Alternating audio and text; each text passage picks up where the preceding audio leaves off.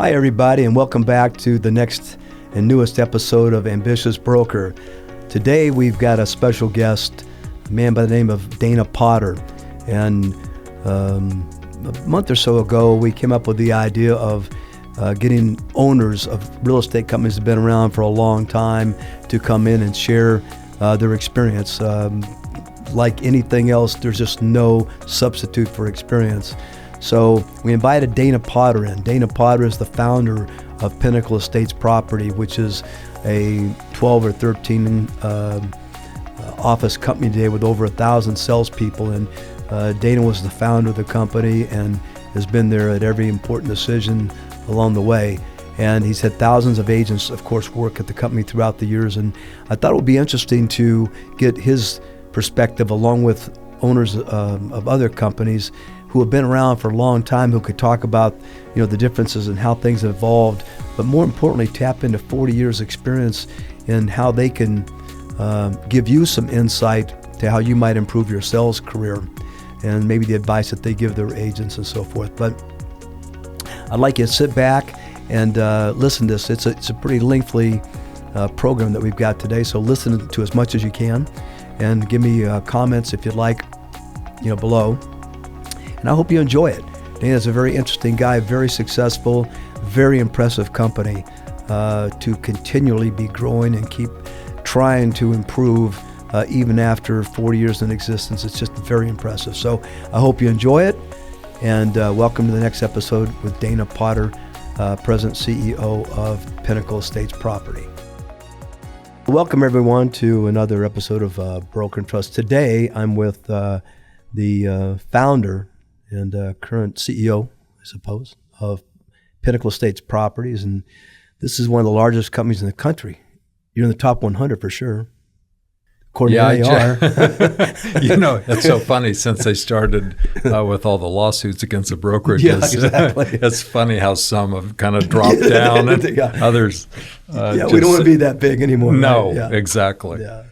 And you were there at the very beginning. Correct. Early 80s, 85? 85, November of 85. You wonder how I know? Okay. I still feel the pain. I don't know what from. No, I'm just kidding. But I remember very specifically, actually, when you guys opened up. And, of course, we've known each other even longer than that, before the whole real estate industry started, I suppose. So I got to reveal that to the audience. This isn't someone I've never met before. Went to high school together. We went to high school together.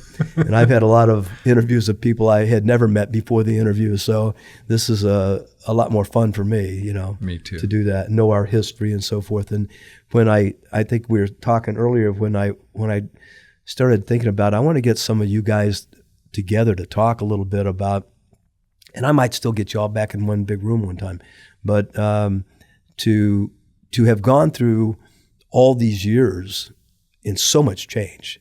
I mean, you guys had you opened up right after the real crash in the early '80s, and then you got to live through the '90s again. You got to live through the 07, 08 crash. I mean, you've been around, and through it all, you guys have grown and grown and grown, and so it's really a remarkable business accomplishment. That's from the heart. I mean that a lot. It's hard to do.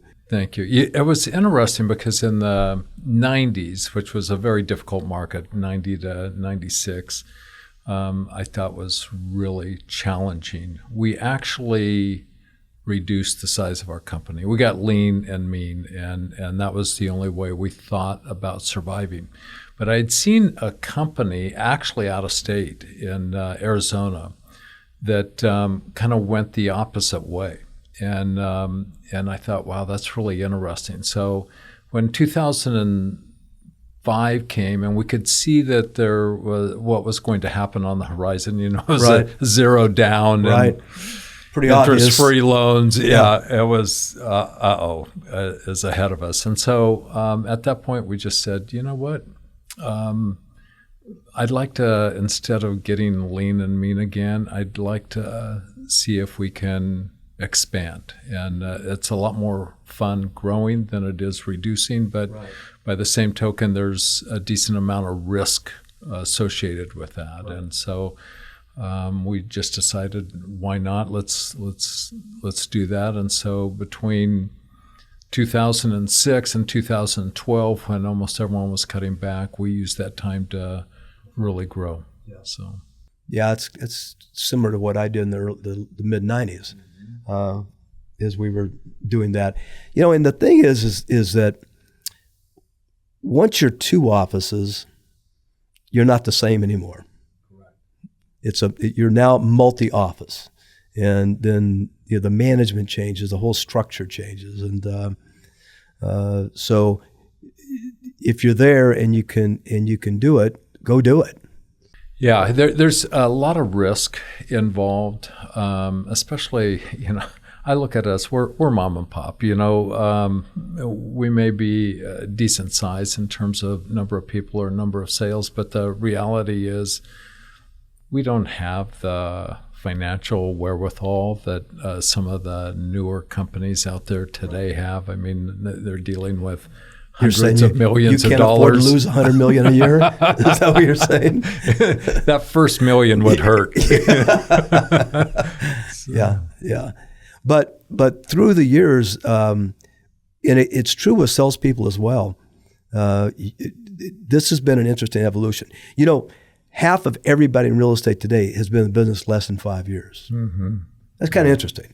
That their whole perspective on the real estate industry is in that very short window. So unfortunately, they come in and they start learning from those around them, which again is a limited perspective. And as an owner of a company and a manager, that's almost your biggest obstacle.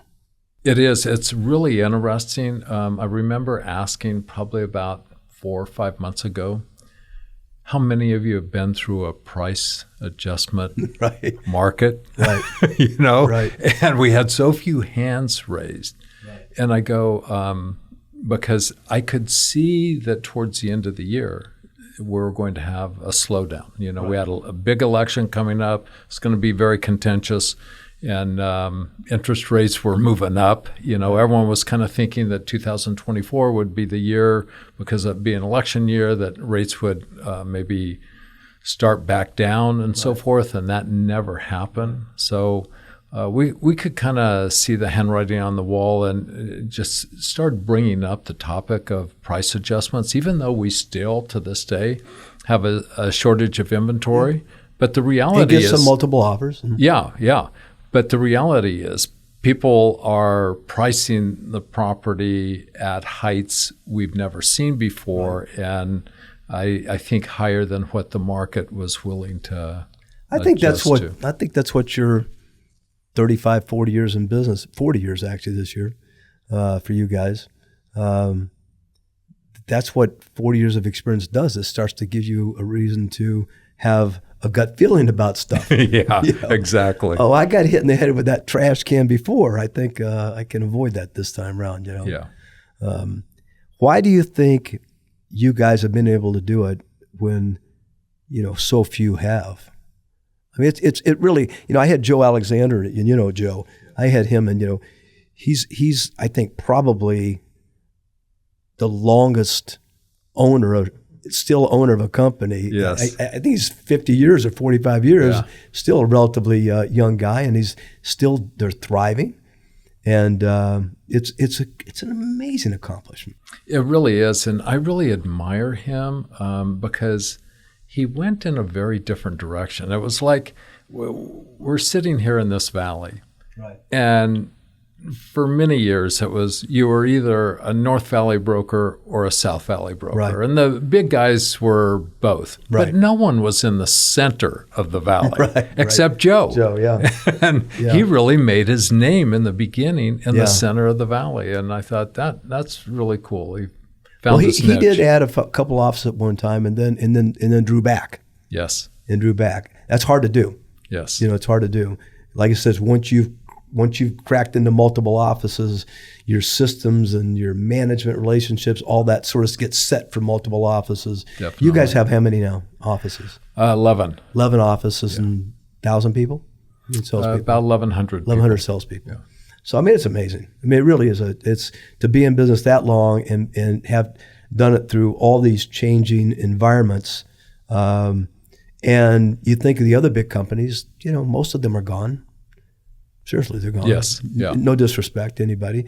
Coa Banker's still around, but they've sold 3 or 4 times since you've been in business. Yeah. And they pretty much have left.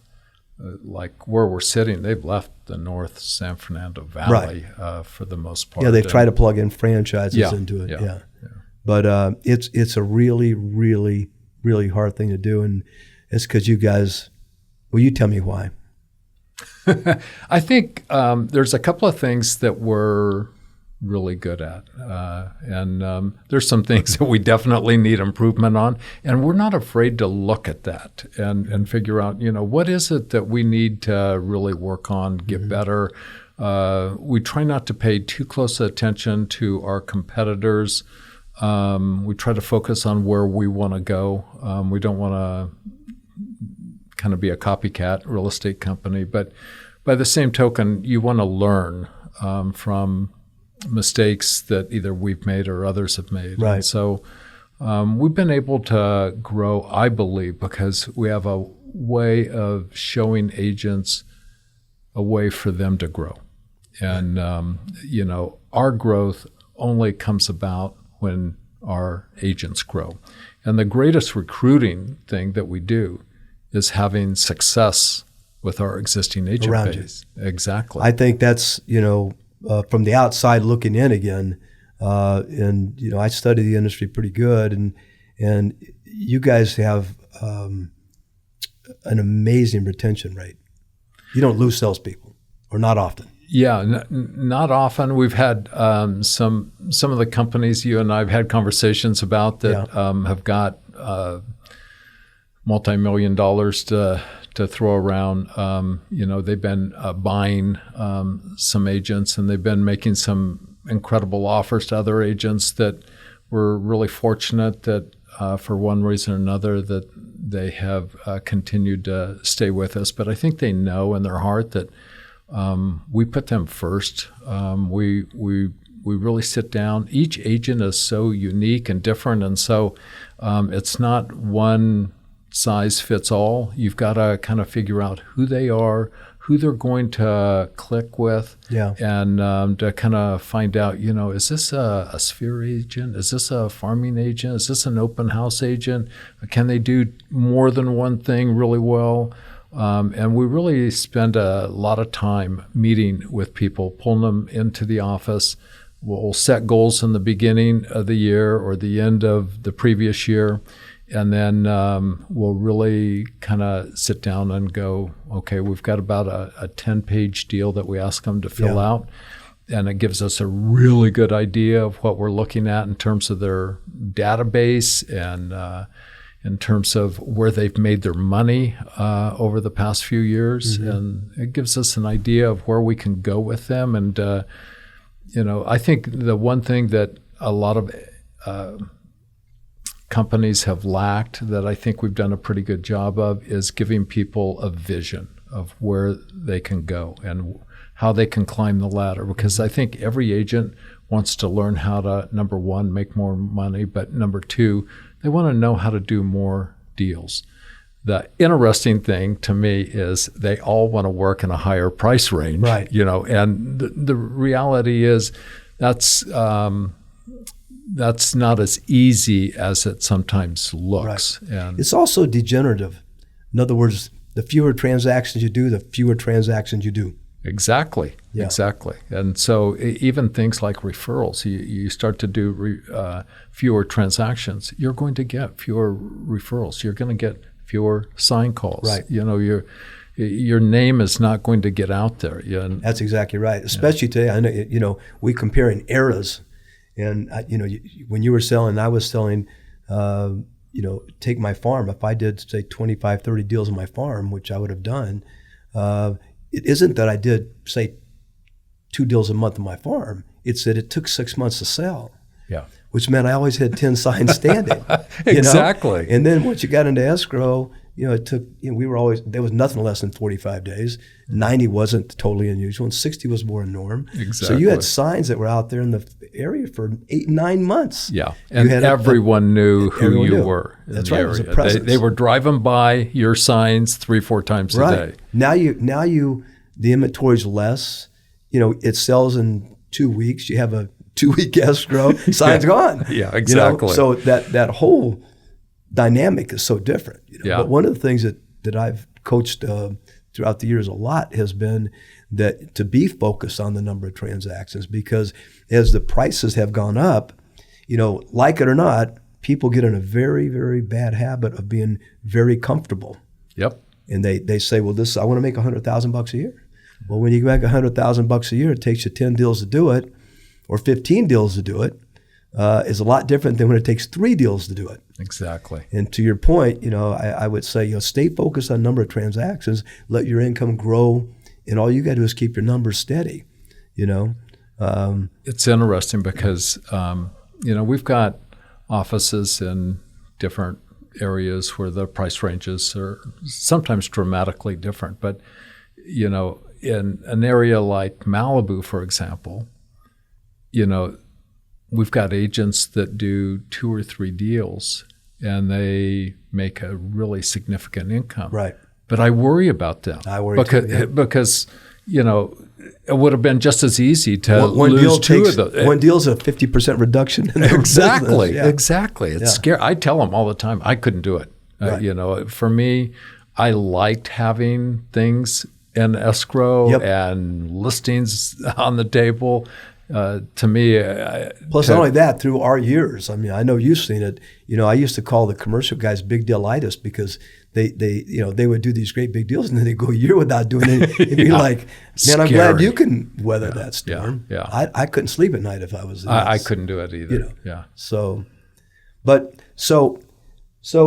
we talked in your early days. I know, like our early days, that coaching was a really, really big part of our business. Correct. And then we had competitors that we dealt with more frequently. We had that discussion.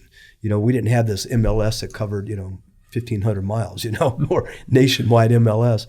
And as a result of that, people stayed more local. We did business with our local competitors more frequently. And I think it affected the relationship we had with each other better. Without a doubt. I mean, when you'd see and we used to always go out on Caravan, and you'd see those people on Caravan. Yeah. If they had a great listing, you'd go and see their listing. Right. But it wasn't uncommon back then to work with the same agent 2-3 times a year, even though they didn't work in your office. But you knew that they were a really great agent. And you were going to do a lot with that company. Exactly. Probably. Exactly. So you wanted to have a good relationship, and you wanted to. You do. It helped professionalism. Oh, there's no doubt about it. And I think people took a lot more pride in who they were. Today, there's so many agents. It's interesting. I was looking at a recruiting piece that we had, and I'm looking at some of the agents' names, and I'm going, I don't know them that well, and it's like I didn't realize they made that much money or did that many deals. But because you don't see them, you don't see them, and it's unfortunate, but it is what it is. And one of the things that you and I talked about beforehand is you have to move with the times, And for us, it's been all about change. It's not just the marketplace that changes. Everything changes. Yep. And the type of people that you want to recruit, the people that are coming in from other companies that maybe had a whole different mindset.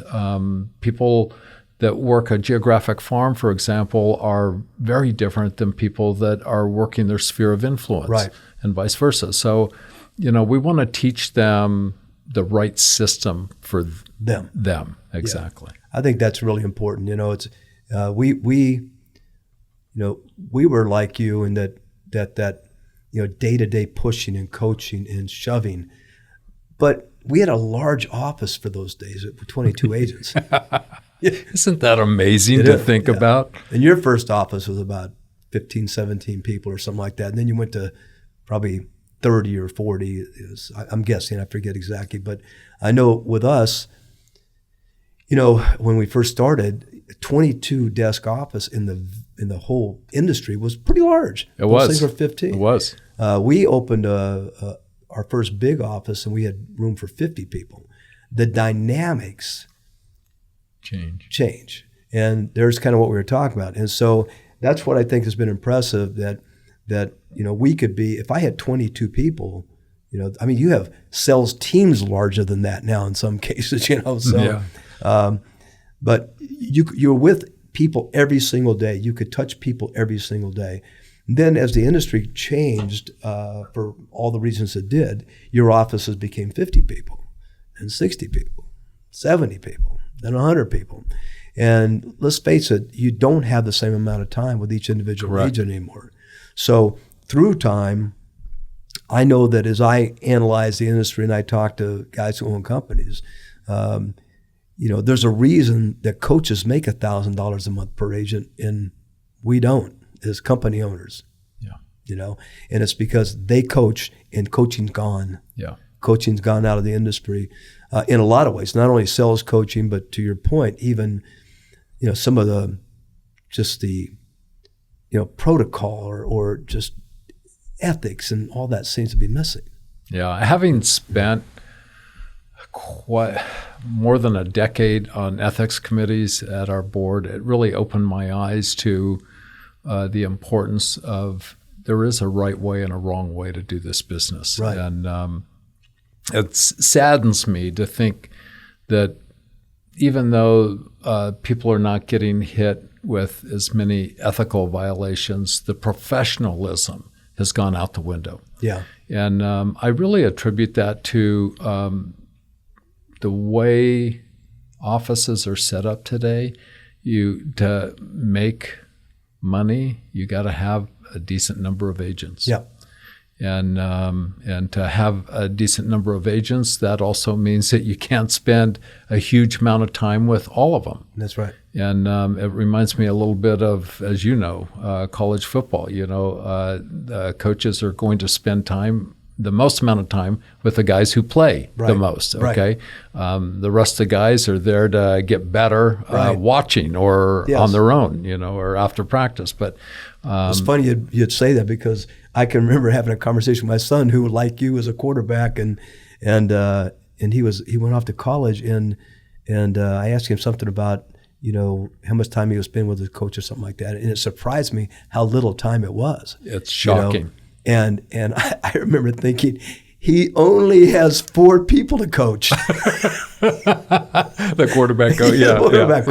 You but only have 4 I will tell you, how can you screw that up? I'll tell you how, and that is, and you know this as well.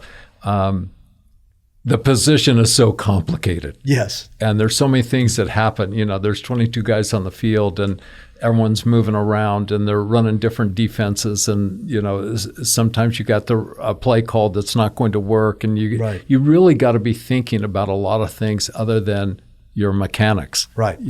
Mechanics have to come natural. And that was the one thing that kind of surprised me when I went to college was, wow, I know we're turning this into a sports. Yeah, it's all right. But it no one's really going to listen to us anyways. It really surprised me that no one works on your mechanics. Yeah. And you're watching game film, and you're watching practice film, and you're learning mistakes that you've made and things that you did right, and you work off of that. But I feel like real estate, to a certain extent, is the same way. If you're not making adjustments to what you're doing, you're falling behind. And that's I think that's I think the overlying probably lesson from your guys' success is probably that. Exactly. I mean, it's fundamentally the same business it's always been. Yeah, correct. But you got to change. You change the way you approach it, and the way you communicate is different today, obviously. Very different. And it's funny. We used to do office meetings, and we'd get to the office an hour early, and we kind of go, what are the 5 points we really want to make with the people today? Right. Today, we spend about 10 to 12 hours putting together an office meeting because we know we've got this pretty significant group of people, but we only have them for a very limited period of time. That's right. And we need to make it a little bit, I have a agent in our Westlake office named Gabby. Her email is, it's all about you, and that's really what it's about. From a agent's perspective, it's all about the client. And from a owner of a real estate perspective, it's all about clients, but it's also all about the individual agent and how we can help them. Well, it's an interesting point that you bring up there because I personally feel that all this commission stuff that we've gone through, the DOJ harassment, all this stuff that goes through, it really is directly connected to this loss of professionalism that you talked about, because it means that you are perceived to be of less value. Correct. And as you are, then they expect to pay less. Correct. And the world expects less of you. And then when, you think about when the clients in general are going to open houses, and instead of 8 out of 10 open houses, they meet someone that looks pretty professional. They seem to be playing the game by the rules, so to speak. And instead, they're seeing 2 that do and 8 that don't. 8 define the industry. Correct. Not the 2. That's right. And that's the sad part about what's going on in the industry. When in California, the 45 hours of continuing education, it's really great. But the reality is there's nothing in there about professionalism. Yes. And to me, those are classes that are absolutely necessary, in my opinion, because it's a reflection of the entire industry by people that count the most, which are the consumer. Well, the danger report that NAR did, whatever it was, 7-8 years ago, was interesting because, the term agent-centric company became pretty standard terminology 15, 18, 20 years ago, something like that. And, I remember saying back in those days, that is so inherently wrong. It would be like saying, I'm building a restaurant and I want to please the waiter. Yeah. Well, the waiter doesn't pay your bill, Correct. So this agent-centric company and the whole industry has become an agent-centric company. I mean, let's face it, and it's no disrespect to anybody, but the industry needs a public-facing brand.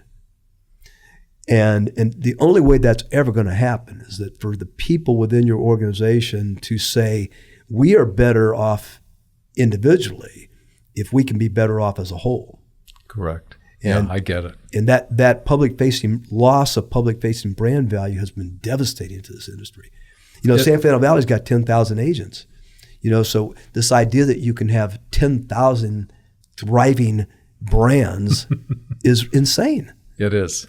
It is. But I also get the idea that it's really the agent anymore that is bringing in the consumer. I believe over 70% of business is being done by sphere of influence. At least. Yeah. And so as a result of that, if it's coming from people that the agents know or who know the agent, brand awareness is super important within that group of people. Yeah. And so that's one of the things that we really teach. It's hard because you sit here and you own a company and you have maybe 1,000 agents or whatever, but the reality is people do business with Pinnacle as a result of the great agents that have done a wonderful job with their sphere of influence, or meeting people at open houses, or working in a geographical neighborhood. It's true, but at the same time, I can tell you that when I started at Forrest Olson Company, I looked 13 years old, and it was lucky that and yet I could go into a house in those days, and the fact that I was associated with that company was huge. Sure. It was huge for me. Yeah. To be able to do business. It overcame a lot of their brand value, became valuable to me. So, and I made a lot of money in the 70s. you Do know, you, on do a you think 50-50 that's still split. going on? No. Yeah, No. I would agree with that. I mean, I was paying 60, not paying, I was getting 40% of the commission. Yeah. The company was getting 60, and they were investing back into their brand value. Sure. So it paid for me. Yeah. I never had any regrets with this idea that I was on a 50-50 commission split. I made $170,000 in 1977. You know, it was okay. That was on a 50-50 split. Huge amount of money. Yeah, exactly. 50-50 split. So I mean, a lot of houses. But the point of it really is that they were worth their 50%, and so today, this 70% is true. You know, we went through this math one time. You know, CAR had sold 400,000 homes, and you have 200,000 agents, and you know, let's face it. You know, 70% are doing 3 sales or less, and those people haven't mastered their CRM system. Correct. Or anything, probably for that matter. They don't need to. Because, so you've got 70% of 400,000, 280,000 sales that are friends and family. Mm-hmm. So, you know, that takes a life of its own, and that momentum has carried forward and pushing some of our, but if you think about how would I want to change, and I don't mean you guys necessarily as a company, but I think a real estate agent needs to be going to you guys and saying, hey guys, I think we need to hold hands a little bit here. I think here's the last great interview I saw with Kim Kardashian's mom. What's her name again? You know, anyway, you know him, Chris, and Kris Jenner. Then Kris Kardashian, then married Kris Jenner. She's interviewing, I think, CBS or one of the shows, 60 Minutes or something, and she said, "This daughter's worth $300 million. This daughter's a billionaire. And they've got their own clothing line. They got their own." And then she said, "But they're all Kardashians." And so every single one of them benefited by the umbrella Kardashian brand. Interesting. And it was true. Yeah, that is true. And that's the model that real estate agents should be demanding you guys as owners to manage.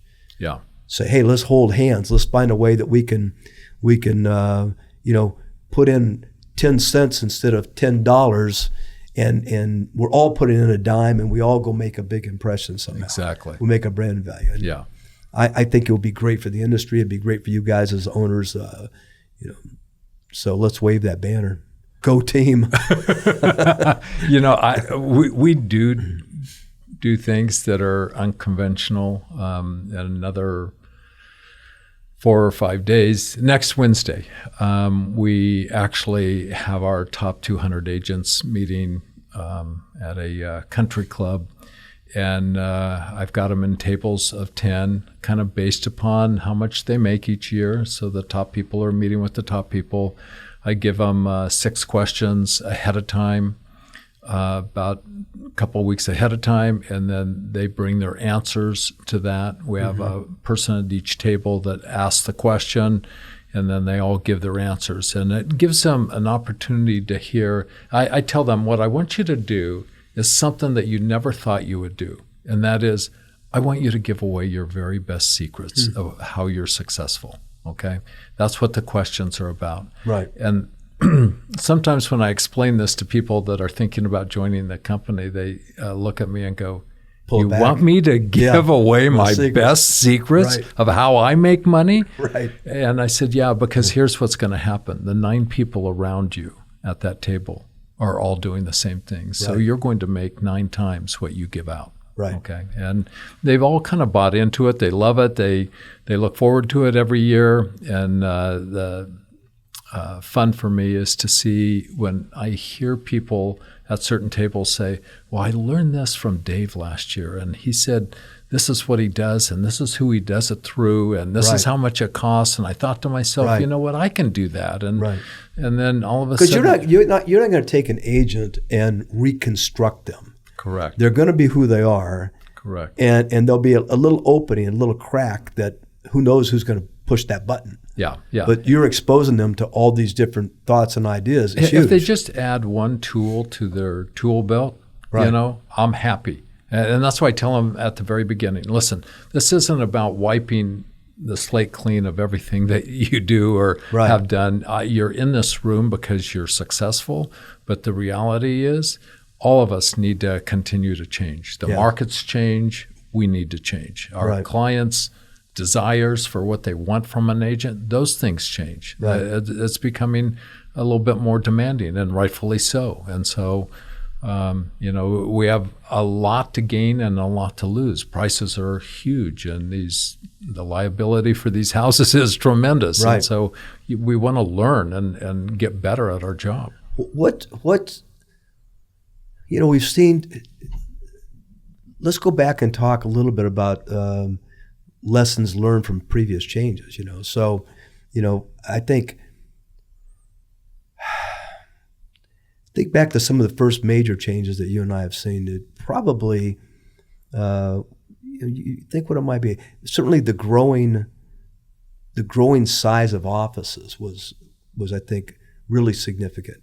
I struggled with that personally. I mean, going from like I said, 1 to 4 offices, everything you ever believed in changed. I mean, for me, yes. How do you reach people at the same level and so forth? And I think by the time I got to a dozen offices, I know that our ability, my personal ability to have influence on any one given had been so diluted. Mm-hmm. It's challenging. There's no doubt about it. And for us, we remained a fairly small company, 2 offices, one smaller than the other, for the first 20 years. We were open. And I knew everyone. And I worked with their kids. Exactly. It was great. And to be honest, I missed that. I kid some people when they ask me how many offices we have. I usually say 10 too many. Exactly. But one of the things that happens is you grow, you get an opportunity to meet people in different areas, in different price ranges. And it's been interesting because the way business is transacted by a top producer in Encino is very different than, say, Valencia, or very different than Camarillo or Malibu, and so we learn from each other, and it gives us an opportunity because you never know when someone in your sphere, I remember when my son got in the business, he said, okay, now what do I do? And I said, okay, well, first of all, we're going to start with your sphere. You've met a lot of people in your life of 23 years. Let's put together a list. And so we put together a list, and we got their phone numbers and their email addresses and their physical addresses. And I just had them start calling and talking to people. I said, should I ask them if, should I ask them if they're ready to sell? I go, Christopher, most of your friends are 23 and don't own a home. Okay, that's what you and I got in the business is like. Exactly. Nobody we knew could afford a house. Yeah. But that's why I started farming, by the way. Exactly. And it was such a great thing to do. That's when people open the doors. And I get people not opening doors today, but it was so cool to me. That's how I started. There's no such thing as sphere of influence. I'd never heard those words. And so, the business is constantly changing. But I like the fact that you can take people and sit down with them and kind of find out what their strengths and what their weaknesses are. Mm-hmm. And you and I have both coached football and coached younger people in football. And the great thing about it is that's what we do. We find out who's got what strengths, and we play off of those. We don't play off their weaknesses. We want kids to succeed. And so we do the exact same thing with adults in real estate. You can kind of sitting down with people, within 30 minutes, okay, this person is really well connected. They know a lot of people. Okay, or maybe they just moved here from out of the area. Okay, they're going to have to make their living either through open houses, buying leads, which so somebody new today, like you said, and by the way, 100% in agreement with you. In fact, on my office wall, I don't know if you noticed, but I literally have a symbol up there, and it's because I said Rogers Real Estate rule number 1 is your income is directly proportionate to how many people know you, like you, and trust you. Yeah. Is that simple? Exactly. Keep it simple here. No more people. Yeah. And then once you know them, make sure that they like what they know. And there is what true brand is. Sure. It's not your logo. Exactly. It's not your colors. No. It's who you are. That's right. And how they see you. And, I think social media has really made people's lives much more visible, And there are people in our company that really don't like social media.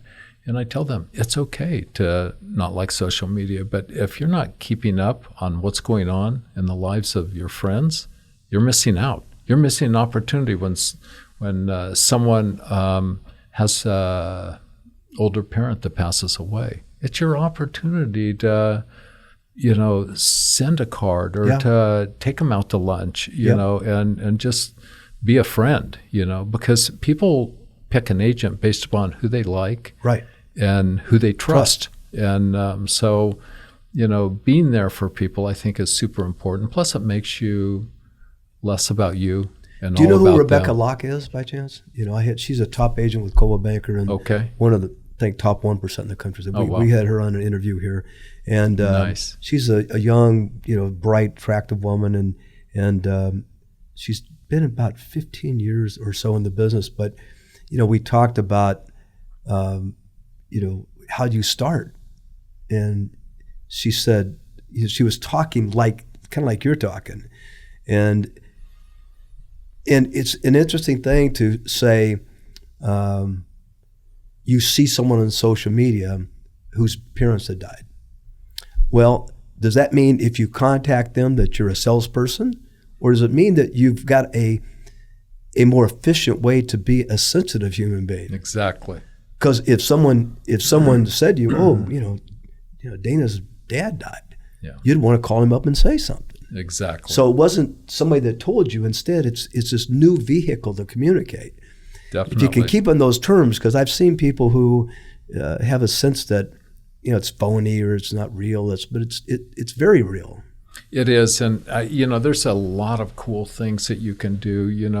If someone's son graduates from college or something, that's a time to celebrate. If someone passes away, sadly, you gotta be there for your friends. Right. And I think that's the beauty of sphere of influence is, you can take a look around and see what's happening in people's lives and make a difference. Right. The number of charities that our company has got into as a result of people that are in our sphere that are going through something horrible. That's a recruiting question now. Yeah. Do you have any pet charity? Because if you do, we can't hire you. We're out of charities.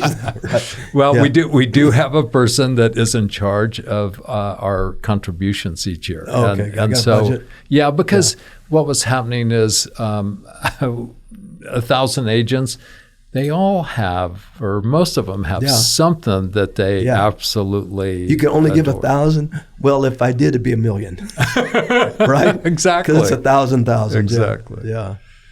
Well, so these changes. So I mean, it's funny how, as we talk about how things change, how much it really is the same business. Yes. Isn't it? I mean, Yes. it's no different than when you and I started in the basics. Basics, in football, you talk about, the basics. I got to move the ball 10 yards. Yeah. Get another first down. Yeah. It's that simple. Yeah. There's a million ways to do it, and that can change, but we got to focus on 10 yards. Yeah. Well, we used to, in our high school team, but I know college teams and NFL teams do the same thing. We called it Hell Week back then. Yeah. And that's what you did. You got in shape and you did the basics.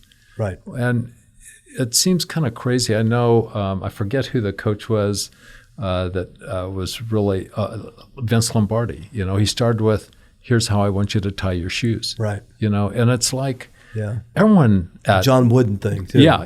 Here's and John Wooden the same way. Yeah. It's like, here's guys that know that everyone knows how to tie their shoes. Right. They've been doing it for 20 years by the Right. time they meet you.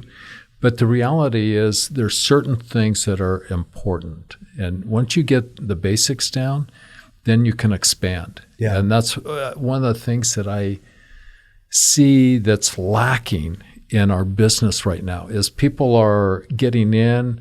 They may get a deal or two from people they know, but they're not growing. They're not building their knowledge and wisdom of what this business is all about. Right. And even sitting down with people that have been doing it for 15, 20 years and going, tell me, I really, this name may ring a bell, but when I first got in the business, I met a guy named Rudy Koschuk. Mm-hmm. And Rudy was a guy, he was the only guy in the office that didn't wear a suit every day. Right. And we all had ashtrays on our desk, which I think is comical. It tells you how old we are. Right. But don't say that again. Yeah, exactly. Rudy, I asked him how he became so successful. And he said, I did a decent number of transactions in my first 10 years in the business. But he said, after that, I realized that I'd put together quite a client list. Now, he had no laptop or computer back then. Right. He didn't have a cell phone, but he went through his Christmas card list every year.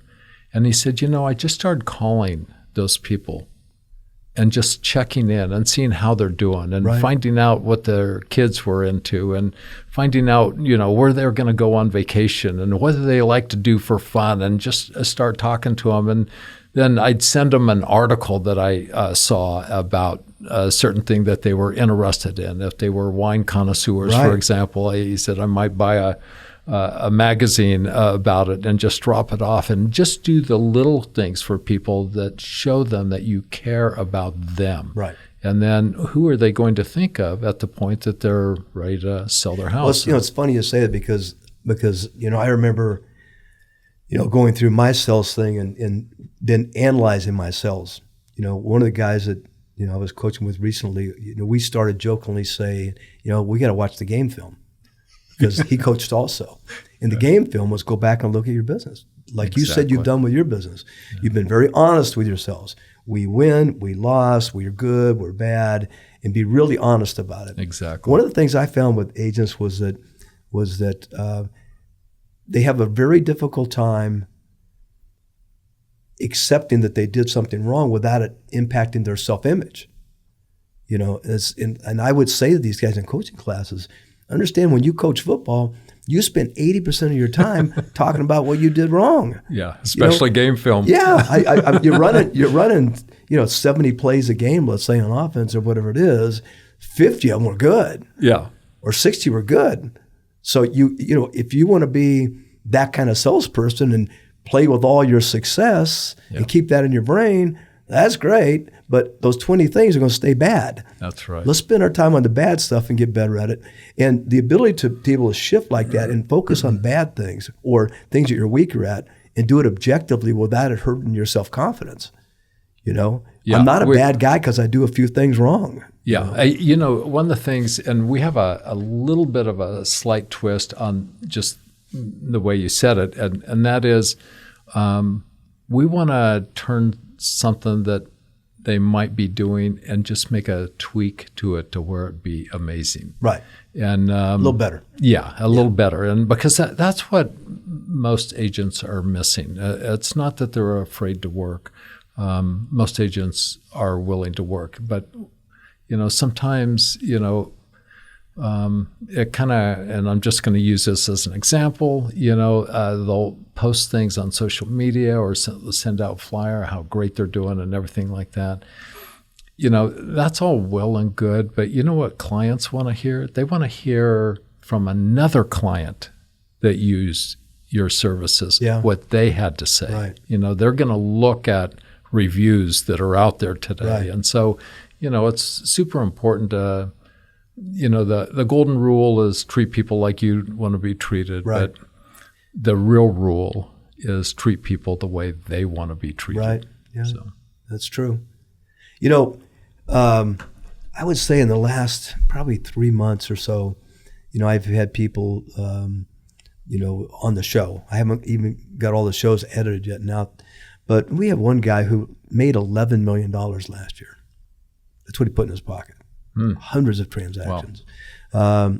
He's out of Texas. I got a guy down in Florida, up in Massachusetts. I talked to a lady up in Washington a while back.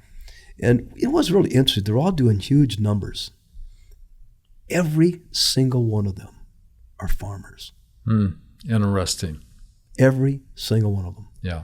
And it's because it seemed to be the logical place to get more people to know you. Yes. Now, I think, you and I are no strangers to that, and we're big believers in farming. But boy, it's a hard sell. It's so interesting you bring it up, because there's not a lot of people that want to do what we did to become successful in a geographical area. I think that's the real issue. So today, what's farming really about? It's about getting as many marketing pieces to an area as possible. Right. And if you can meet people in that area, that's amazing. But you've got to figure out different ways than just knocking on the door, because a lot of people are reluctant to open the door. And I think that's where the opportunity is for a lot of people. Where I know when I was door knocking, I'd get 65% of people home, 70% of the people home. Not anymore. It's 20%, 25, 30%, and then of those, some of them stop you at the Ring doorbell. Yeah. But I mean, they're clever people. I mean, I've had one of our agents that we interviewed here says they just take a piece of paper with them, and when they hear somebody on the Ring thing, they put the paper. Hi, this is Chris. That's so funny. Yeah, it's like don't forget the fundamentals. The only exactly. It matters. And see, the thing fundamentally about the door knocking was that it gives a person a sense to know who you are. Yes. And that's the critical part. I can mail, and they never get a sense of who I am as Correct. A person. And if you're a good person and you've defined your brand and you're a good brand, then you want people to know that. Yes. So you need for them to get a feel for who you are. We could do that door knocking. Yeah. Okay, so that's harder to do today. Good news is you can do television quality broadcast TV today for 30 cents. Yeah. So how do you use that? And how do you say, let me substitute my face-to-face with some video? The only thing you give up in doing that is I give up the interaction.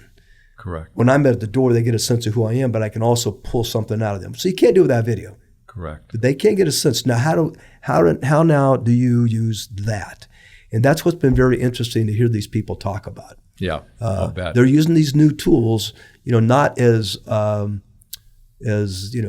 ego machines, rather distribution machines. Sure. I want you to know who I am and be very, very well defined on what you put out.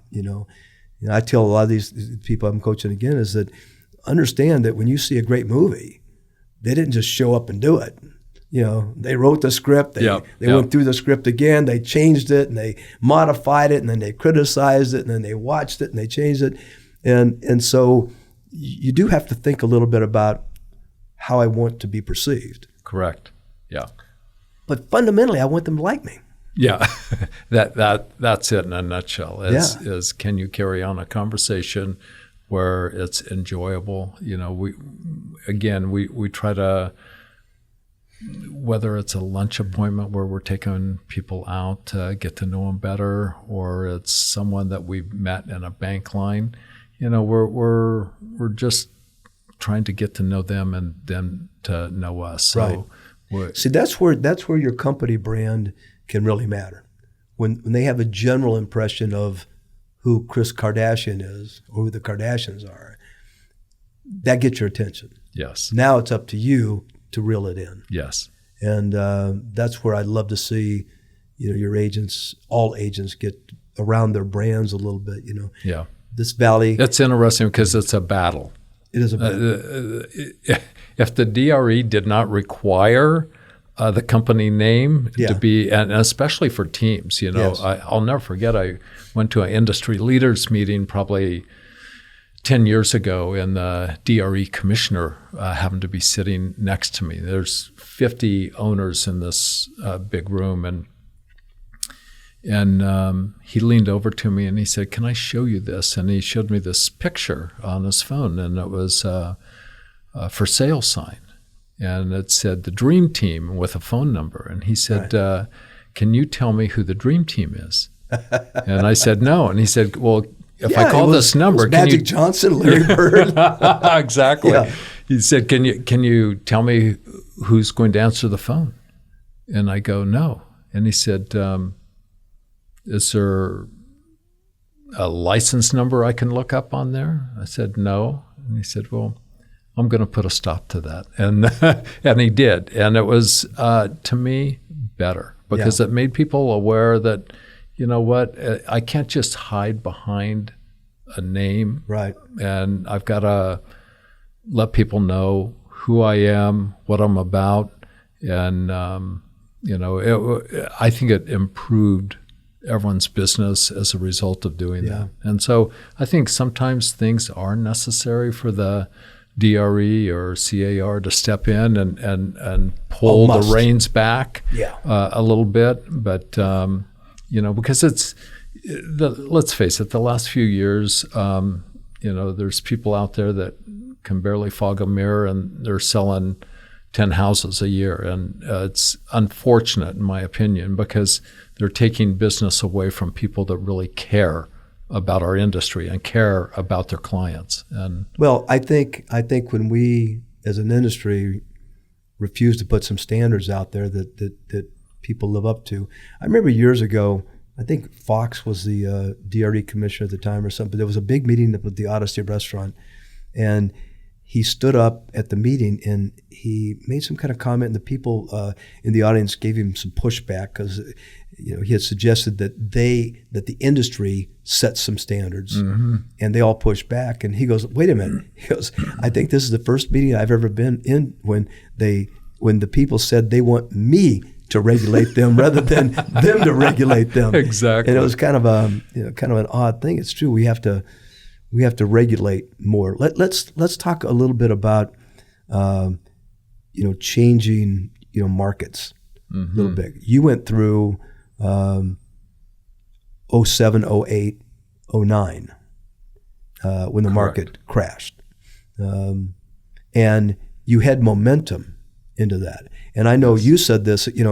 Joe and I talked about Joe Alexander and I talked a little bit about how he's 50 years in the business, and these people that come in for 2 or 3 or 4 years look at him as an old man, and as they do you and I probably.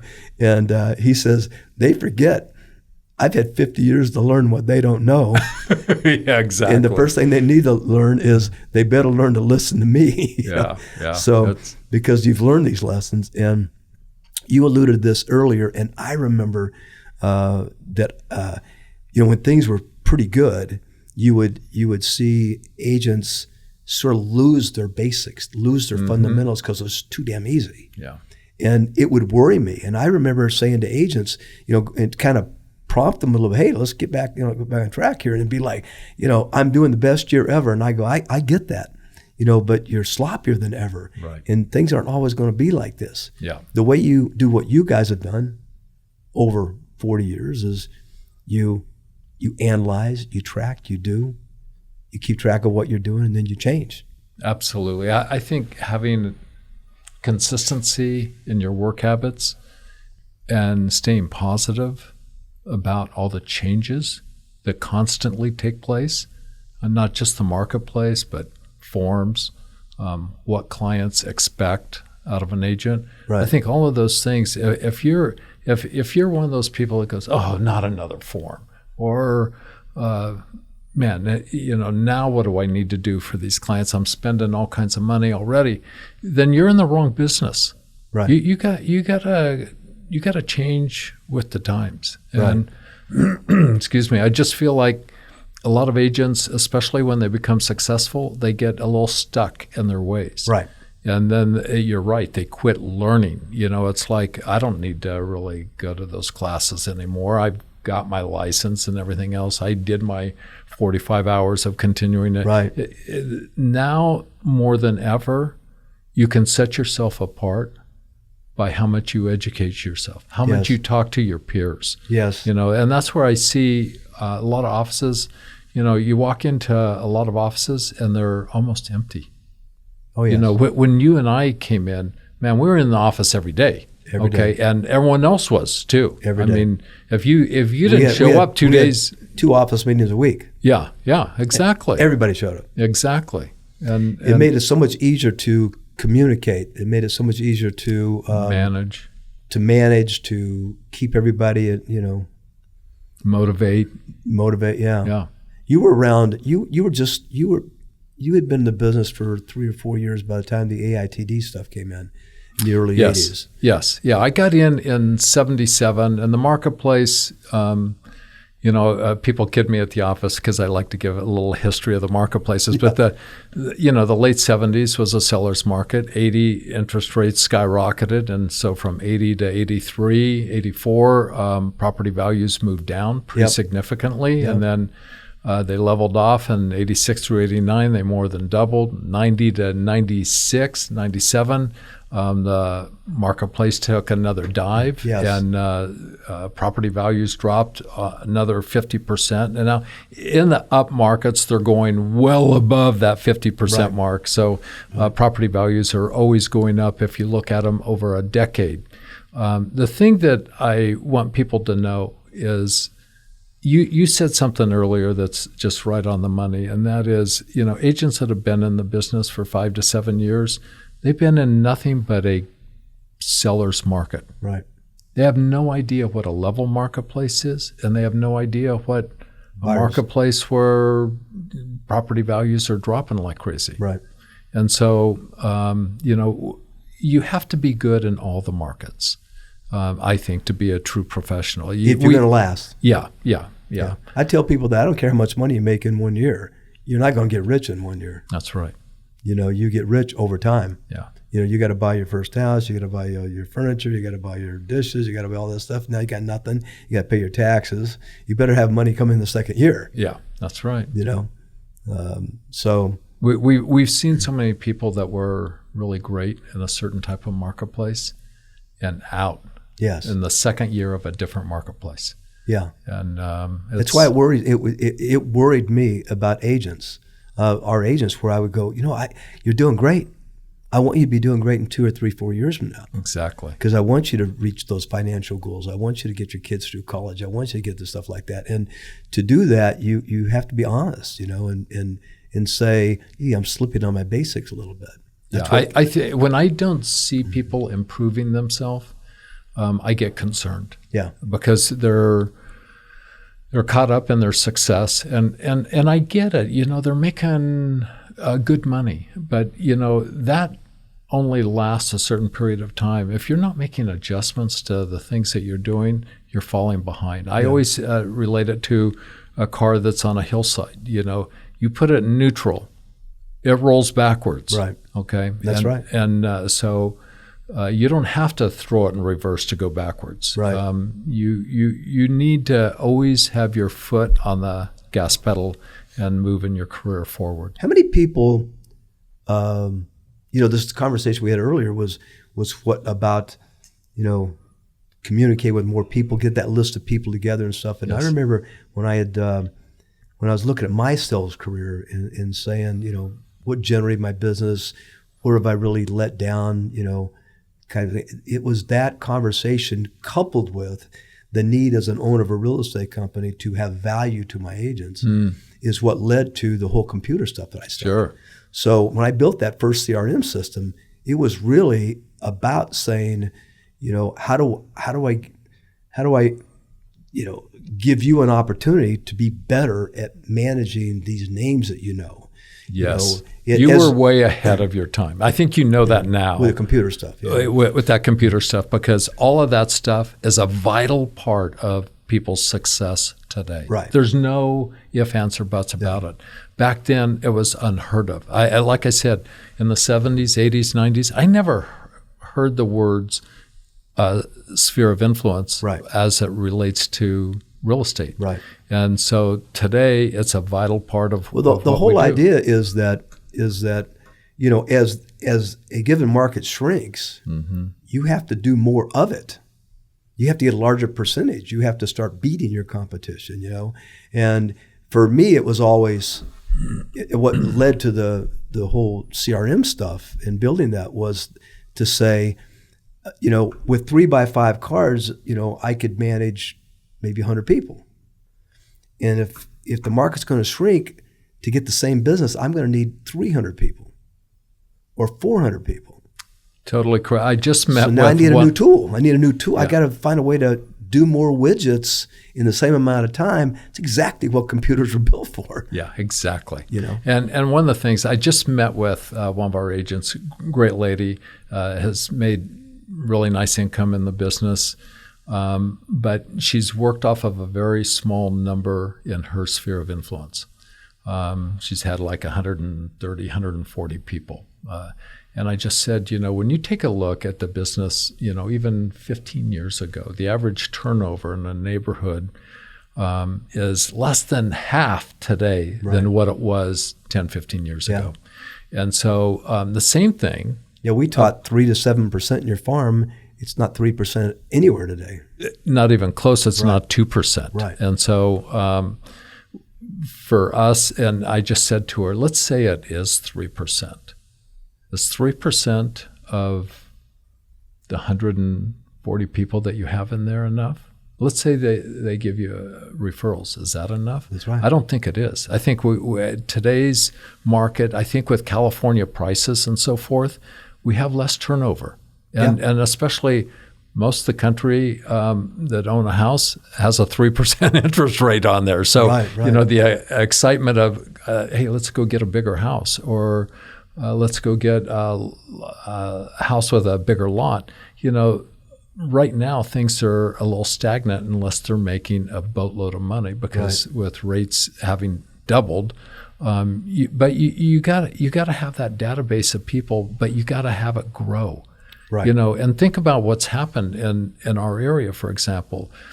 Most of the people that we're doing business with, when they sell their house, they're not staying in the area. It used to be when we sold a house in a certain area that they moved up to a nicer area in the same valley, and that's not so much the case anymore. The people are moving out of state. Yeah, we say jokingly today, it was the 3 Ds is our business today. It's death, divorce, and desertion. People that are leaving California. Yeah. It's so I think you've always got to be adding to your database. I think that's something that's super important. Sometimes people get a good database and they do really well, but they don't realize, oh man, the last 3 years I've lost 35 people out of that database. Right. And right. And you don't know if you're not calling them. Exactly. Stephen O'Well, Stephen. Oh, yeah. When he moved to Colorado from our group, and, he's consistently $1.5 million a year income, for all these years. And he basically, I talked to him this morning, as a matter of fact, and but he would consistently say, he's retired now, but he would say, I'd get on the freeway, and I'd have to make 45 phone calls a day. Yeah. My database. Yeah. And he goes, I would drive 20 calls, get off the freeway, drive 20 calls back. That's good. He goes, isolate myself, get alone. So most of the time I'm leaving messages, but they're hearing me. Yeah. And he says, that's my job. Yeah. Because everything else is superficial. Yeah. It's all, to showing me, the house, taking a list, is all superficial stuff because my job is calling those people. Yeah, it's building relationships. It's building friendships. And that's the one thing that I absolutely love about our business is I don't 90% of the time have to talk business with my friends. Right. It's like they know what I do because they're getting stuff from me. But when we have conversations, what's the first thing that they usually ask me when it gets a little slower? Hey, how's the real estate market? What's going on there? What's happening with rates and so forth? Right. And it just opens the door to having a great conversation about how you can help them. Right. I tell people today, it's like real estate's basically two things. One is you sell credibility and you manage information. Yeah. And so if you can sell the first one, then it gets back to, what is my model? What's my brand? Am I going to be the person that someone can trust? Yeah. Am I going to be someone that's credible? So to your point, once you're there, now you just don't want to screw it up. Exactly. Exactly. Don't get caught robbing a bank or something. Then you're done. I think for the most part, people want to have nice, casual conversations with you. They want to know that you're a real person. If they've got something that's upsetting them about business, or they are inquisitive about a certain thing, that's fine. They'll bring it up, and then it gives you the right to kind of talk about that business issue. What do you see? What's your vision of the future of both the brokerage business and then the real estate sales? Do you have because obviously you've been around for a long time, and your vision has helped you be here. What do you think is going to happen? I think from a real estate agent's perspective, I think it's wide open. I think it's a business where you can continue to make a lot of money. Interest rates have obviously had an impact on the market the last 3 years. But for the most part, I think it's a relationship business. And I think if you build great relationships, there's going to be plenty there for you. Plenty of opportunity. Yeah, I just, and a lot of agents are getting out of the business, and that's okay. I think we probably had a glut of people. People got their real estate license just to have their real estate license. But I think from a company perspective, I have a different view. And I think what saddens me is when you and I got in the business, we all got in the business to try to make a profit for our company. That was the big goal, is. But today you have companies that are, they've come in with funding, one with over $1 billion, many of them with $100 million, and that's not their goal. Their goal is to add the number of agents, or to add number of agents that have business pending. They want their numbers up because it's a Wall Street play. Yeah, and that makes it very difficult on the mom and pops that are out there. Even though we've got 1,000 or 1,100 agents, I still feel I've got a mom and pop mentality, and I'm a neighborhood guy. You're not a mom and pop anymore. But I understand what you're saying. And so I think for the smaller companies, it's a challenge because the smaller companies are desiring to make a profit, right? And where the large companies are perfectly okay losing millions each year. And so, for a while. For a while. And then, it was very much like a company we know, they were losing a lot of money. And then the market got a little tighter a year ago. And guess what? All the contracts that they had with their agents to pay for all this stuff and give them a split just came to a screeching halt. And that's the unfortunate thing, is you can kind of tell people, and we've been very fortunate because we've had a lot more agents join the company than leave. And I think that's one of the things that I would say as an independent person that doesn't own a real estate company anymore and advising real estate agents. That is, you want your company to do well. You want your company to make money. You want your company and 2 or 3 or 5% to you isn't a lot. I mean, if you're on an 80% commission split and you give up 2 or 3%, that's, what is that? 4%, 5%, change in your commission split. To a company going from 10 to 13 is a 30% increase. Exactly. And you spread that across the board, and companies could be healthy. They can be healthy. You and I understand that, and I think company owners understand that. I think agents, for the most part, are more interested in what they can net. And so, I take a look at, there's a company out there. But netting again, I'm sorry to interrupt you, but netting again gets back to my discussion about I netted a lot of money when I walked into a house and the company's brand brought me a lot of credibility. Exactly. And I get all that because I lived through that era. And I wish we were. I know. Boy, I really, again, I'm the independent contractor. I encourage all the agents to look at each other and say, let's help this company because it helps us. Yeah. The one thing that I'm really proud of with our agents is they know that we want the very best for them.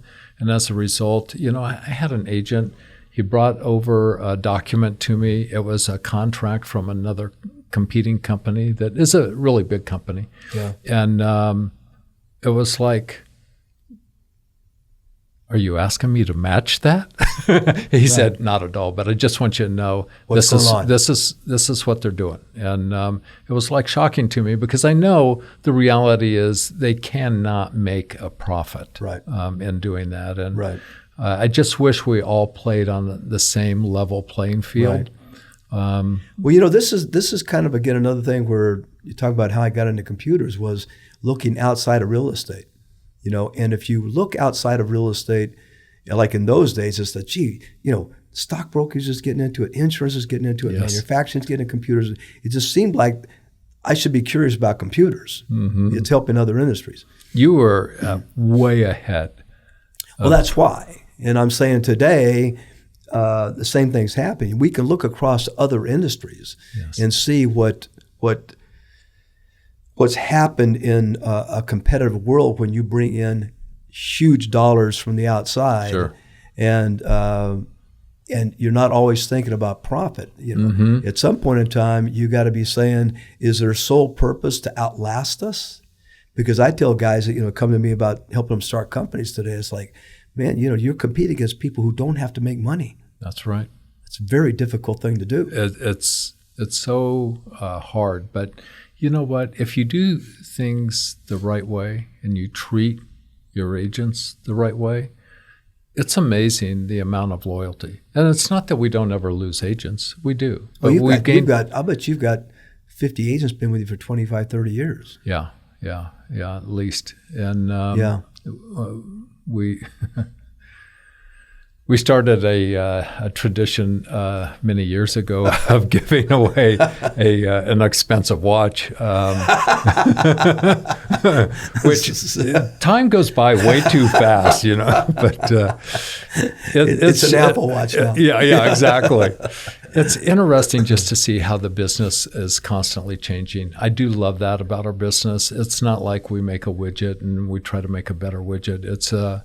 It's an industry where if you really spend your time in improving the people that you're with, the people that have trusted you to come to work for you, if you spend your time with them and make them better and they make a greater income, it doesn't just impact them, it impacts their entire family. Yes. And so Can I spend the last few minutes here of doing something you probably wouldn't do? Sure. Because I'm good at that. Doing things that will piss somebody off. But I know you wouldn't probably go on a YouTube channel and talk about how absolutely out of their minds the National Association of Realtors are. And he stares at me. No. You know what? I'm so mad at them.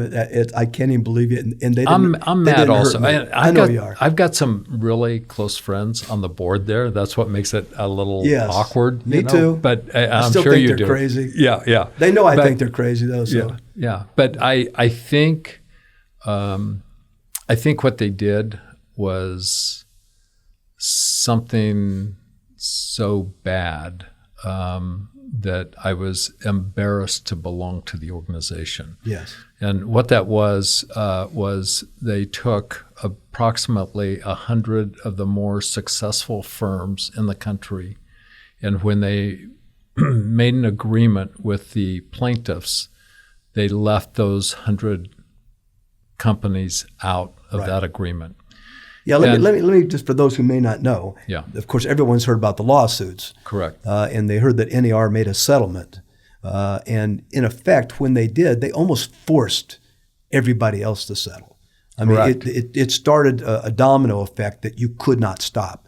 So not only were you put in a position to where you were going to have to settle because they carved you guys out, but their bailing out almost forced you to do it. So when they settled for everybody in the country, they had the I can't say the word. They had the Oompa. yeah, exactly. To take companies that did $2 billion in sales or more a year, which your company qualified. It was about 100 in the whole company in the country. And they said, well, you guys aren't part of the settlement. You have to settle individually. Exactly. So they came back and put, potentially a $8, $9, $10 million fine on you guys for something. All you did was follow the rules they set out. Yeah, and that's exactly right. They put forth the rules. We worked according to those rules. Right. And we were hit with a humongous fine, especially considering that we're a mom and pop organization. We're not someone that gets our funding from the stock market. Right. So it was really hard to swallow. They then did a meeting of the owners of those 100 companies. They did it on Zoom. And it was really interesting because they took an hour and 15 minutes to explain why they left us out, which still made no sense. In fact, it infuriated most of the people on that call. Right. And then they gave 5 minutes for questions. And I'll never forget, we had a lady that owns a dynamic company in Southern California, and she asked to speak, and they let her speak. And she said, prior to getting into real estate, I was in the military. And she said, one of the things you learn about the military is you never leave your wounded or dead behind. Right. And she said, I feel like that's exactly what you did. You left the people that have been paying the most dues, the people that have worked hard to build this industry. Right. And you left us out in the cold, right, and to be hit. And you already made an agreement. And how they could do that was, I was hoping you wouldn't get me on this conversation. I love this. I love this. David's showing some passion here. Yeah, well, it was so frustrating, and it was weird. It felt like a betrayal. And it's like, man, I paid my dues in this organization for over 40 years. Yeah. And to leave us out in the cold so that others could sue us when you protected all the other people in this industry. Right. It just didn't feel right. No. And I only bring it up because I don't know that agents totally understand this. So many of them just want to let it blow by and move on to the next thing, which you're kind of forced to do. The idea that you're forced to do it just rubs me so wrong. Yeah. And me too. I'm hoping that everyone finds a way to get rid of the NAR. And I hate to say it like that because I was president of an association. I was a director of these associations. And I know the people in the associations think I'm a hater, but look what they did to our own. Exactly. And if that doesn't tell you, you've got to find an alternative way because because the problem is, Dana, now I can be the one, you can settle down now and I can get mad. But the thing is that you have operated in such a way as that you have got the attention of the Department of Justice. And you should have learned a lesson just last week when they went to get the judge's approval on the settlement. Mm-hmm. Yep. And all of a sudden, the Department of Justice tippy-toes back in and says, well, we're not really satisfied with this. Yeah. And what they said is what I've been trying to say to a lot of the brokers, and that is that they're not going away. And they're not going away. And you're not going to have control of your business. And agents are going to be pushed around by some faceless entity until you break up the National Association of Realtors. Yeah. It's really interesting because if someone would have told me 40 years ago, listen, when you start your company, you're going to go 40 years down the road and someone's going to sue you And you're going to end up having to pay 7 figures. And guess what? It's someone you never did business with. Right. If this was a transaction and the agent wronged the people in a huge way, you start to, you get it. But pay up. Yeah. But, if someone would have told me that years ago, I would not have believed it. I wouldn't have believed him 5 years ago. Right. But it is what it is. And, our whole deal is we're moving forward. We're not going to look back. We've learned from it. I don't think the DOJ, I agree with you. I don't think they are done making changes in our industry. Yep. And I think there are certain things where the industry has been very flamboyant, and I'm not throwing this all on NAR. I think, when I see certain things on social media, it drives me nuts because it really hurts all the agents that work their tail off for their client and are honest and hardworking. I'm resentful of a lot of the TV shows that we see. Oh, absolutely. The reality shows about us. Like that's not what the average guy in real estate's doing. No, but you know what? It has an impact on the image of our industry. Yes. And that's the sad part is, I'm hoping the DOJ does not buy into that image, because I think one of the things I would want them to know is there's some really incredible people that work so diligently on behalf of their clients, and they treat themselves secondarily. You and I have seen some of these people, how hard they work. It impacts their own family. We've seen, kids that I think if the agent was able to spend more time at home, maybe things change in that regard. There's a lot of things that happen that are not pretty. Right. And that's because agents are out there serving people. That's what it bothers me that our license says sales. I hate that. Right. It should say service. Yes, and, I agree with that. In fact, one of the things I say to people all the time is, I sold 100 houses. I don't think so. Yeah. I don't think you ever owned 100 houses, and you have to own one to sell one, That's right. Your seller may have sold, or your buyer may have bought. You may have represented a seller. You may have represented them, but you didn't do any selling and buying. But, in fairness, the beginning of NAR and the association in general, I think they've done a lot of good things throughout the year. It's why I volunteered my time. Yep.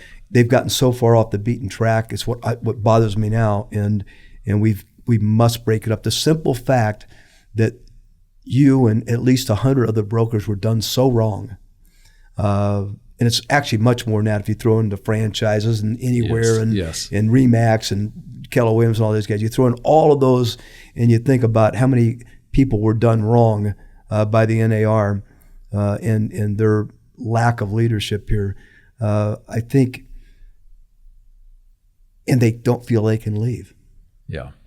It's very, very frustrating when you're involved in it and you see it, and you've seen it at the highest level. It's not representative of who we are as an industry. And I just feel like, there's a better way to do things. Yeah. And, you and I as business people, we've survived by figuring out better ways for our agents to succeed. Right. And I feel like that's their job, is position us where people have respect, because people work hard. You don't just get a phone call and throw a sign up. Those days are long gone. The number of forms,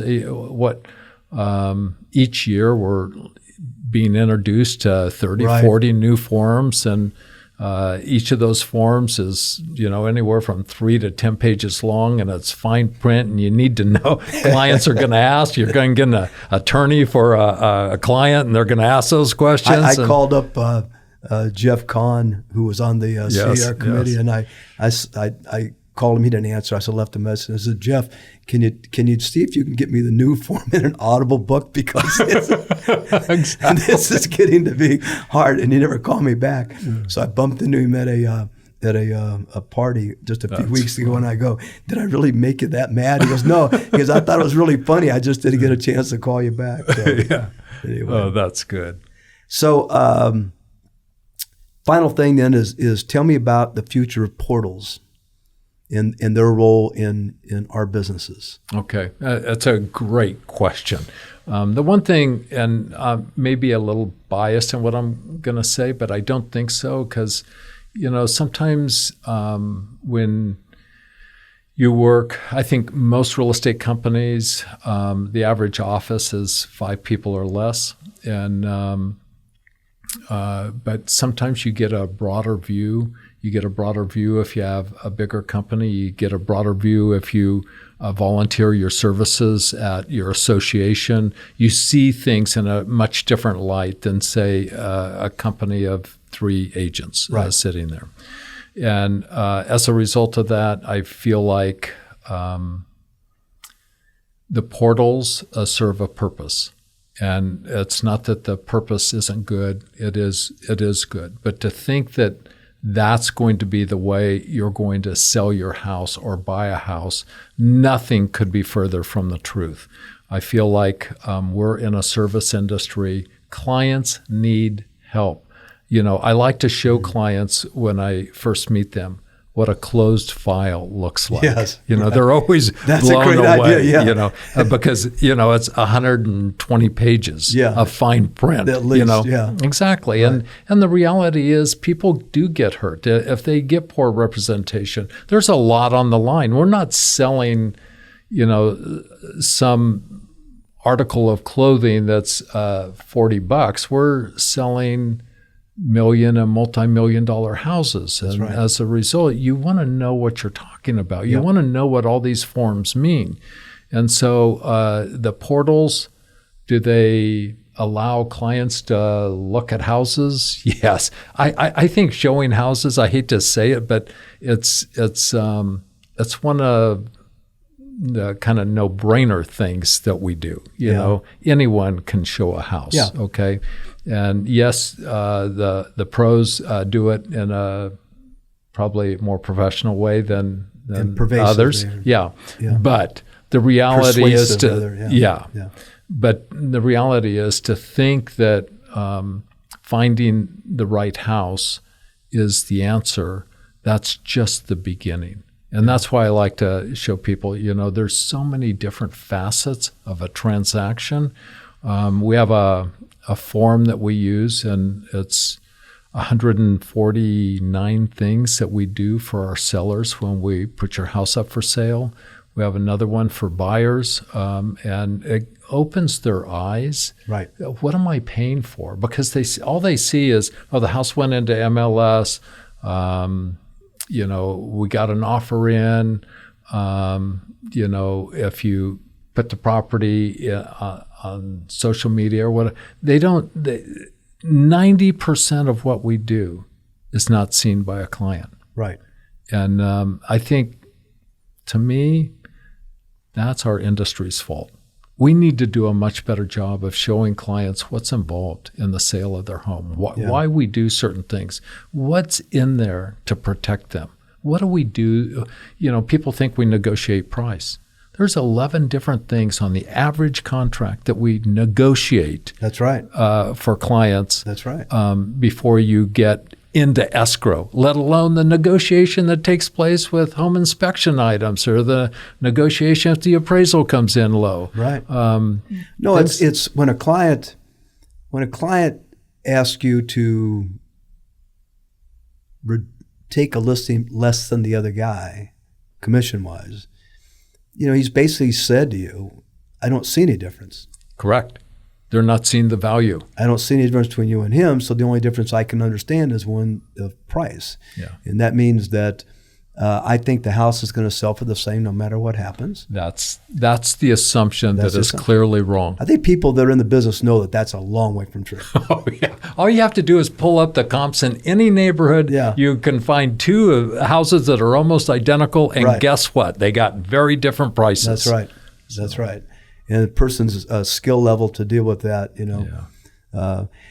I always say, because what, for a long time I have felt that the Zillows were going to hurt our perception of our value, and I've really fought hard to fight it. I still don't quite understand it, And a lot of times people say, well, it's a good way to expose the house, but. Are you saying agents that invest in Zillow or? Well, yeah, no, I see what I hear about, honestly, is I hear guys that own companies like you. And so far, I've yet to meet someone who owned a company that really thought this was just a great idea, the Zillow. Yeah. I mean, no one. Yeah. So the question is then, why do we keep feeding them stuff? And then the inevitable answer is something like, well, some of my agents think it's really important because their clients think it's really important.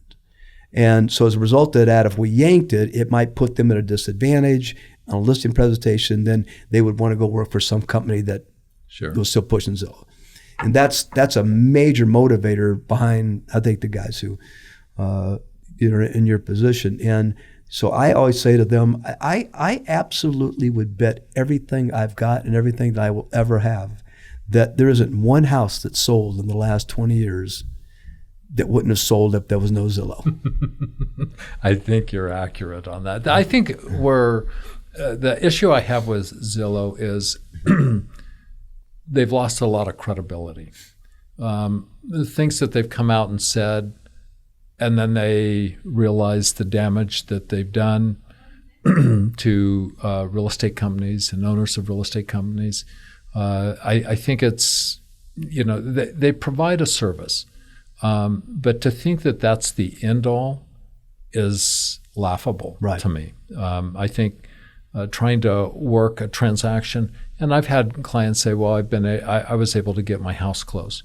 Well, guess what? That doesn't mean that it was done the right way. Right. What happens if you got a litigious buyer? Or the maximum net, not only price, but all the other issues. Exactly. Like you said, we see these the home inspections come back. I saw one with $180,000 last week. Yeah. They want to change $180,000 because of some home inspection. Yeah. People think, and I don't mean to make a mockery of it because I know what people are trying to do is net the most amount of money. I get that.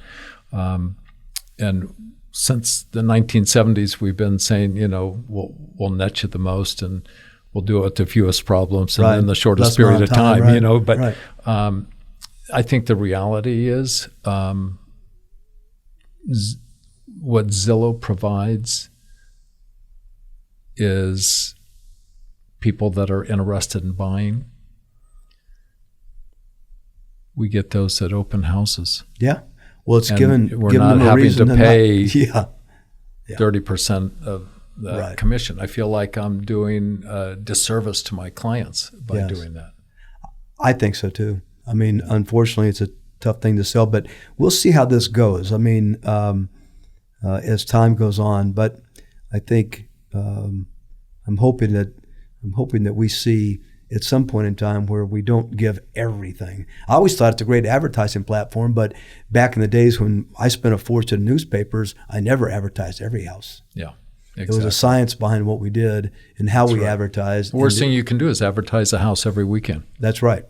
The worst thing. Exactly. And if it was that simple, then why wouldn't an owner just do it himself? Yeah.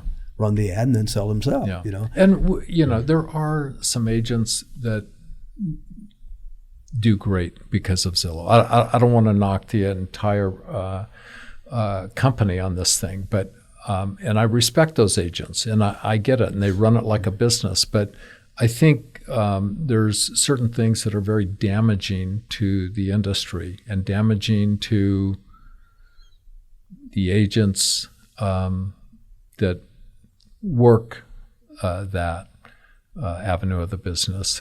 Well, I can tell you this. You can tell me this more than I can tell you this probably, but it has just sucked sign calls out of our dialogue. Absolutely. And that's cost people fortunes.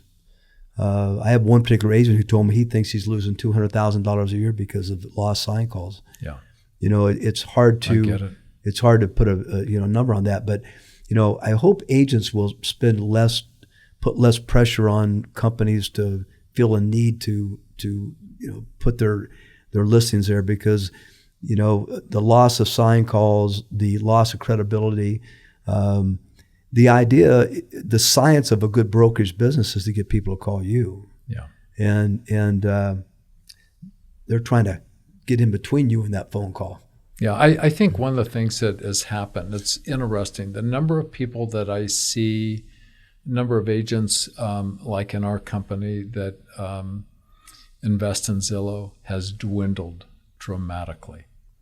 And I think people are seeing that, I have an option. And that option is I can go out there and get leads myself. Right. Or I can do it the easy way and pay money and try to go through 100 of those leads to find the 2 that are going to buy. Right. Yeah, the people that buy, I mean, it's like the platform's is there, and if you're looking to buy some leads, why not try it? Yeah. To your point, 95% don't do well at it. Yeah, and there's a reason for it. I think it's a decent platform for people that are new or people that are on a team or they don't have a sphere of influence. Right. They don't have a geographic farm that they're working. I think it's just one more avenue, but I think it takes a very specific type of agent, just like I think it takes I always tell people, each of these platforms, it takes a certain specific type of agent to work that platform. However, everyone in our industry should be a sphere agent. Yes. Okay. Yeah. Everyone has a sphere of influence. I think myself, I'm not opposed to the idea of getting a lead. Where I'm hostile is that the big picture is that they've changed the culture of the industry in that they've made people feel like they need to call us less. Yes. And that's what bothers me. They devalued the real estate agent. LA Times never, ever threatened to be in my business. Yeah. The Daily News never threatened to be in my business. Nor did Homeland Magazine ever threaten to. They were partners with us. And they didn't keep people from calling us. They came and told us, buy because we'll get people to call you. Yeah. And I think Zillow said for the first 10 years they were open, we're not getting in the real estate business. Yeah, when I was president of the association, I sit there in meetings with them and listen to them. No way. And people in the association would say to me, well, there's no way that, that they promise they'll never be in MLS. And I go, well, why would they be in MLS and have to follow all those rules? They're already the largest MLS in the country. Yeah, that's right. So anyway, that's my couple soapbox issues here. Man, I've had you so long, and I've really appreciated it. It's good to sit down and have these kinds of talks with people who've been around for a long time. And well, I've had such great respect for you. You started before I did, and so having someone that you can kind of look at and knowing that they want to do it in a super professional way is something that you can look up to. There's a lot of them that are in and out of this business so quickly, make your head spin. But you can always tell people that are invested in themselves, invested in the people around them, invested in our industry. And that's one of the things that I really respect. You donated tons and tons of hours to our local association. And, to me, that spoke volumes about who you are. So, well, it's a mutual respect. I say it again. I'll say it to the people watching here. Here's a man who started a company and 4 years later is still a dominant leader in the marketplace, and that's just an unbelievable accomplishment. And they need to hear more about your attitude, your perspective, your company's attitude and perspectives, and scratch their head and go, why does he have so many people who've been there for 30 years? It's a good question to get an answer to. So anyway, thank you, Dana, very much, man. I look forward to it. Thank you very much. Maybe we'll do it again sometime. Okay. Thanks.